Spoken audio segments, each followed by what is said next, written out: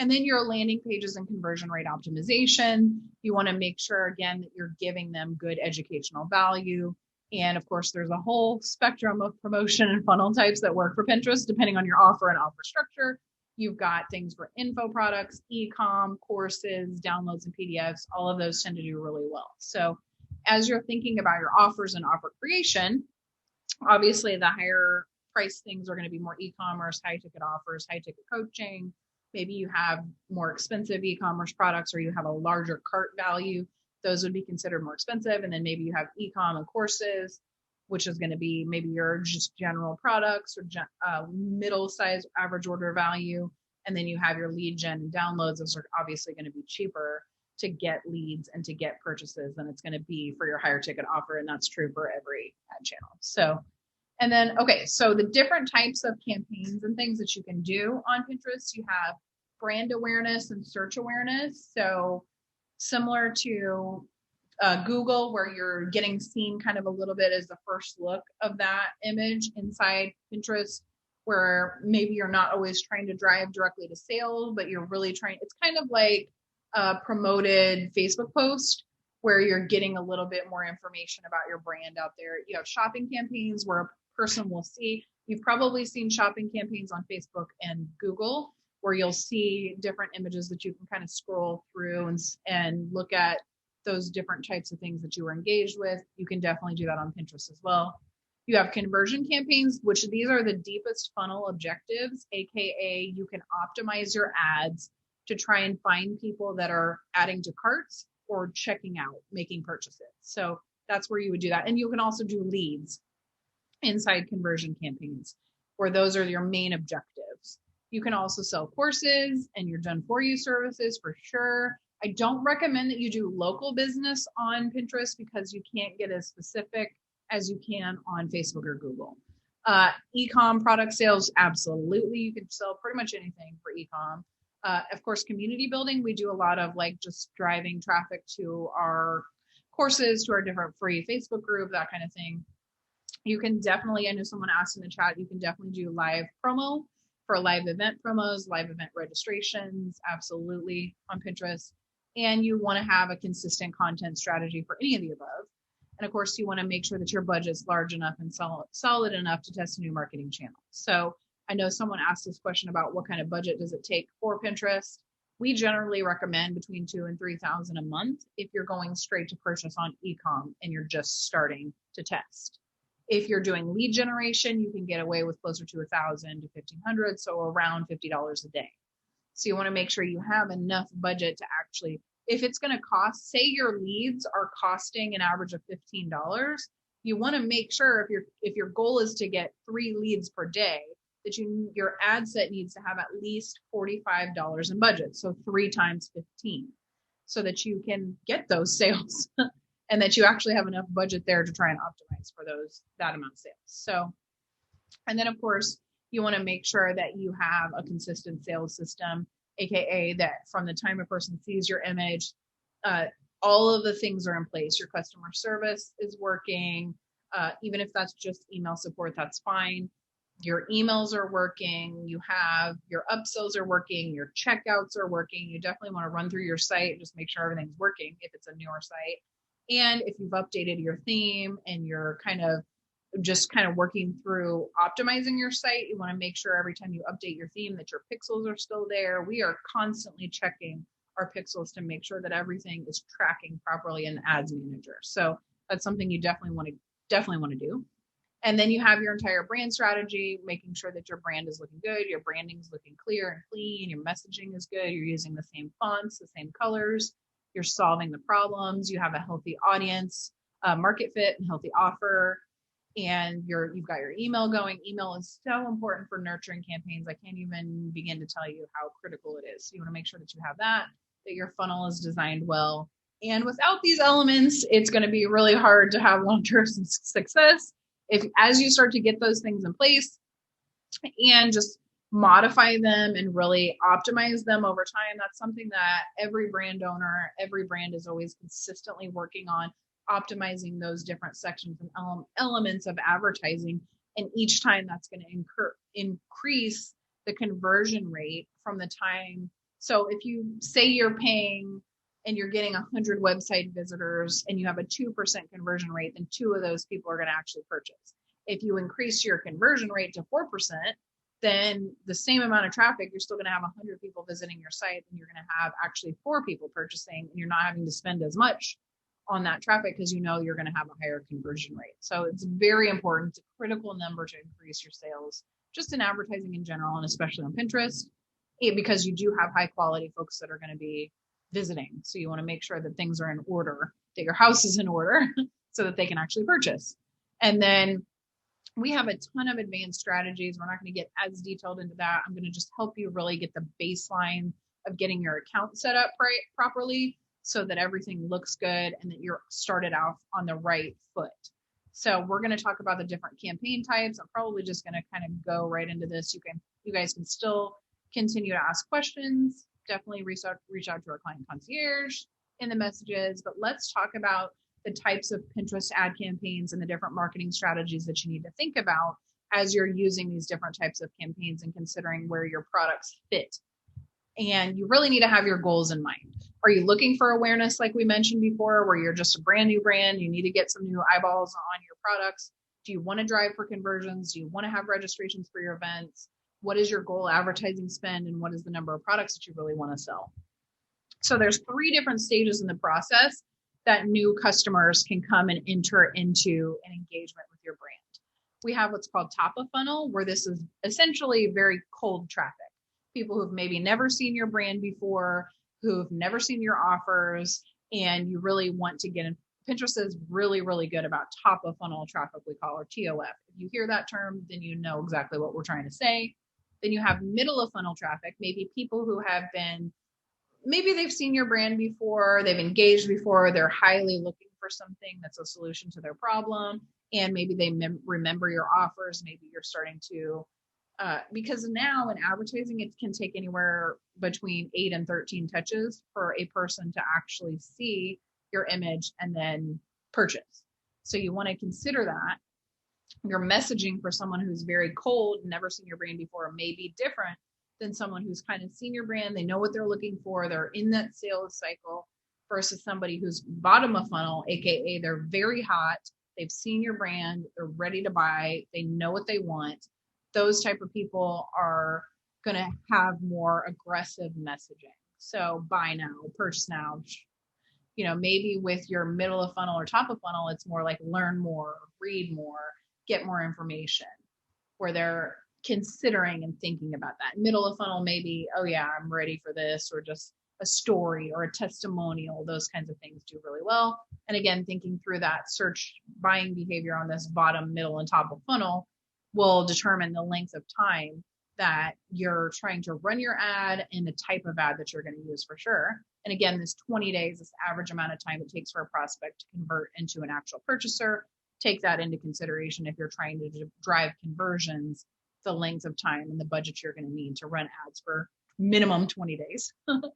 And then now, if you're utilizing your ideal metrics, your ideal campaign types on Pinterest, you can really hit some really great numbers. Again, we've seen lots of clients doing 4 and 5x return. This client spending $127,000 a month, getting almost $620,000 in return, which is like madness. So when you definitely optimize for that, and we're using a lot of different types of campaigns in here, and you're going to see inside the ROAS, like this is most likely a retargeting campaign where you're getting your highest ROAS because those people are ready to purchase, they're focused, they've seen your brand before, they know what you're about.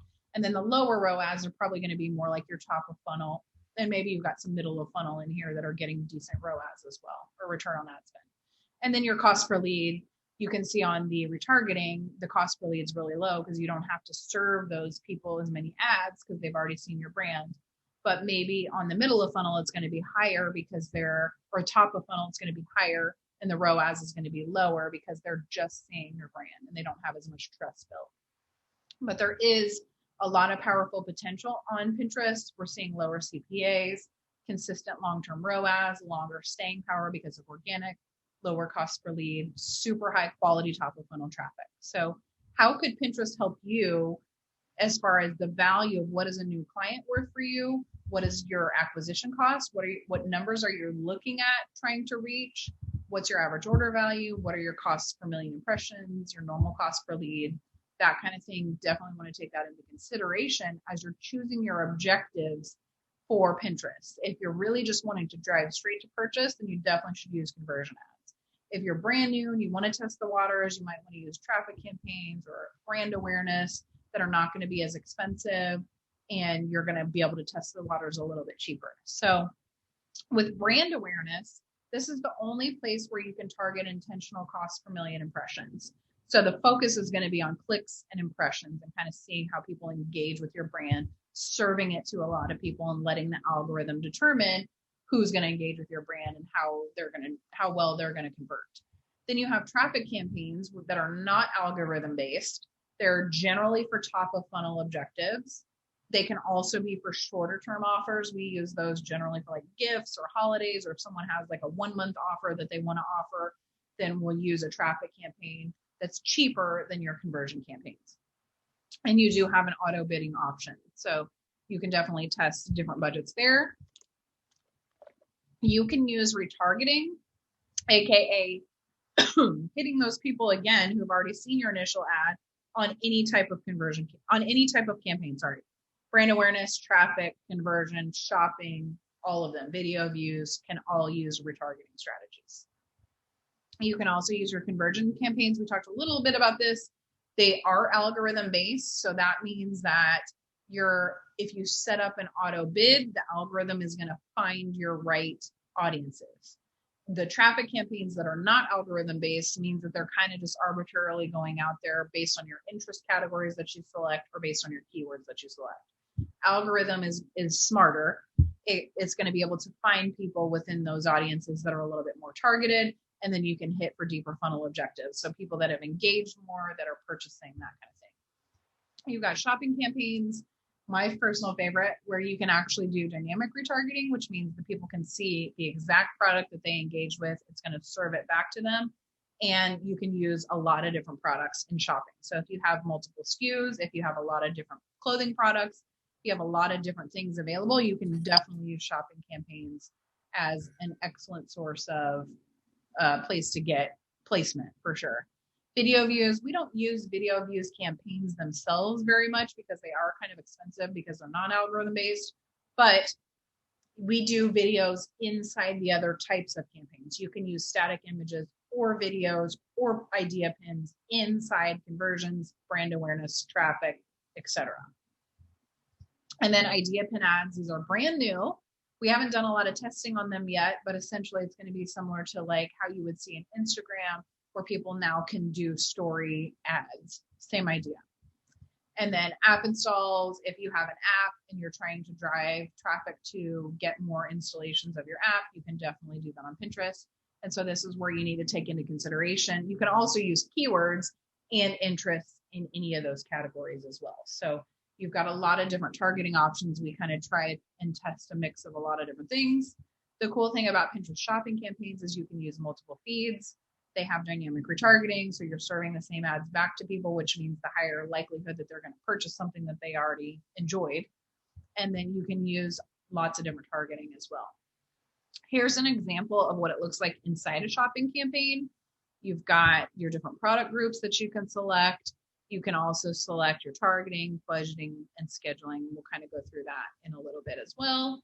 But shopping campaigns is where we see some of our greatest return on ad spend. You've got 5 and 6x on a lot of different catalogs that we were trying and testing a lot of different products and things like that. So there's a lot of opportunity. This one's like a 10x almost, where they put in 200,000, got it back 2 million. It's just like madness. Like 55x return is like unheard of. Anything over 2x is considered excellent these days. So it's just kind of crazy what we've seen with some more shopping campaigns with like a 21x return. So it's madness. There's a lot of opportunity there. So, and then of course, the cool thing about the iOS updates, we talked about this kind of in session 1, talking about how that's changed privacy. The cool thing about Pinterest is they have made a lot of changes to really help advertisers collect more data and try and do a better job of serving their ads better. And that's when we say algorithm based, that's part of the algorithm updates where Pinterest is trying to help find better targeting for you. So you've got enhanced match, general server-side tracking. We use a lot of Google Tag Manager to set up our pixels and stuff like that now, and that's got better tracking. You've got some new campaign types, some of those campaign types that I mentioned, including the idea pins and the video view campaigns and stuff like that. They're working on that to try and help get better conversions after the iOS updates. And then also you've got multiple feeds, additional metrics, and creative changes that are constantly being done inside Pinterest to try and help you get better conversions. So finding your ideal audience on Pinterest and helping them solve their problems, again, goes back to this idea of custom audience demographics, finding visual search and discovery tools, your search engine and keyword strategy. I'm going to show you guys just really quick where you can find some good information inside your ads manager about your ideal audience. So if you go under this analytics tab and you go to audience insights, so I'm going to show you in a minute a little bit more about where everything is in here. But if you look at your total audience, I'm going to look at, let's see, all Pinterest users, because this is just a test account. So we don't have a lot of audience data in here. But essentially, you can look at by category under all Pinterest users or under your account, and you can also compare the two. You can see where are most people on Pinterest hanging out. And you can also see under each of these categories some sample keywords of people engaging with keywords. So this is another great place for you to start researching keywords that are going to fit into your campaigns.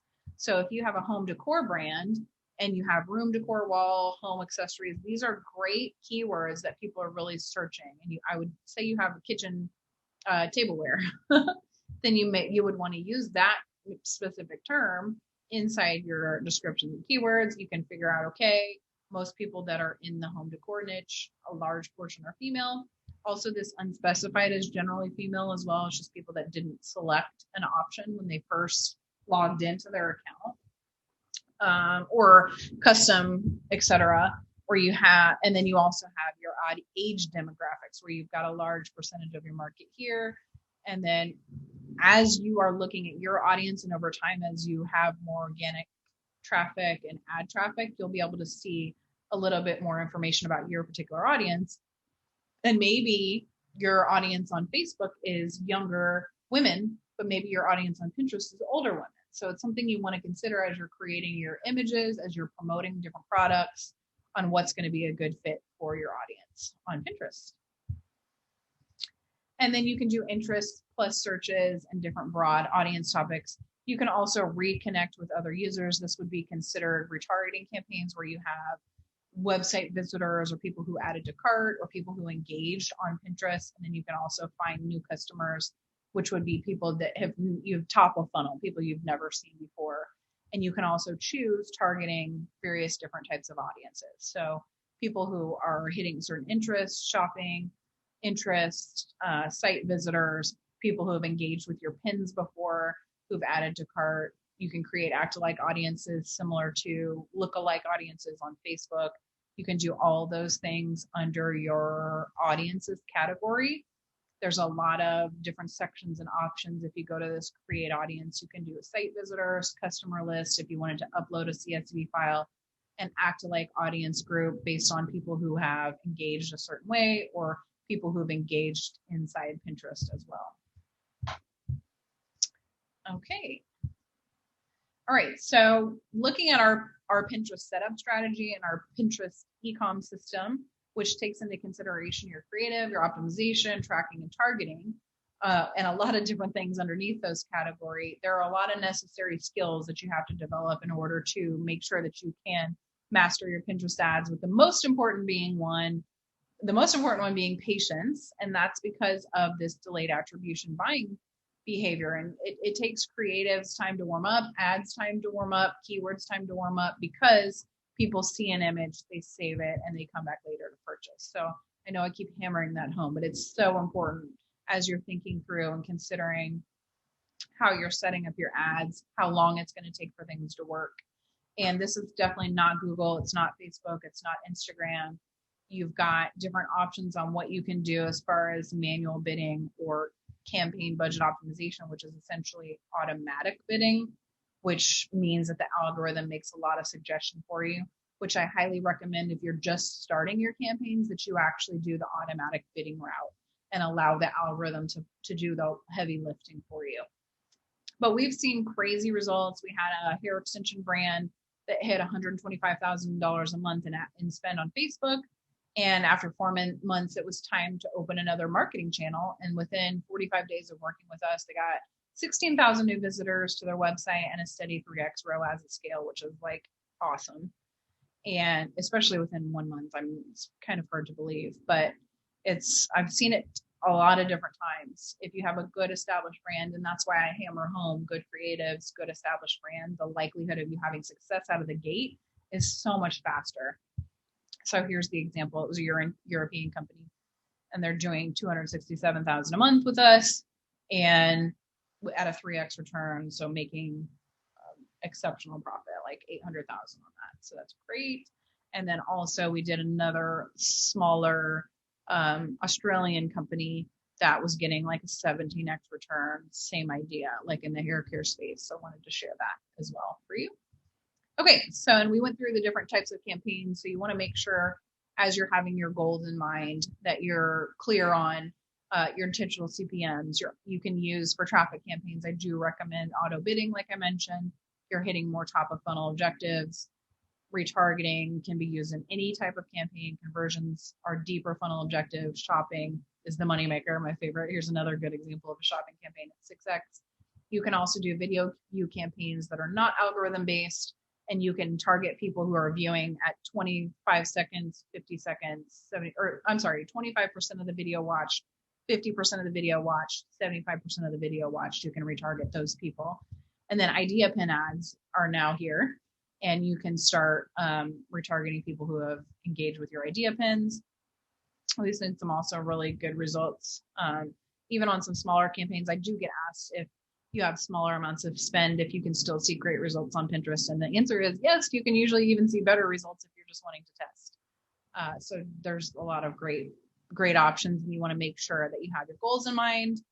And so as you're opening up your business account, you want to make sure that you've got, as you're beginning to promote a pin, that you start to have your images and creatives already in there for you. So if you're tired of account bans and all those different kinds of things, product bans, definitely Pinterest may be a good place for you to start. Again, just like crazy ROAS. Here's a 20x ROAS. Here's an almost 20x ROAS on an Australian market, 7x inside the US. So, and then another really good 3x at scale. So we're seeing a lot of great things that Pinterest can be a really good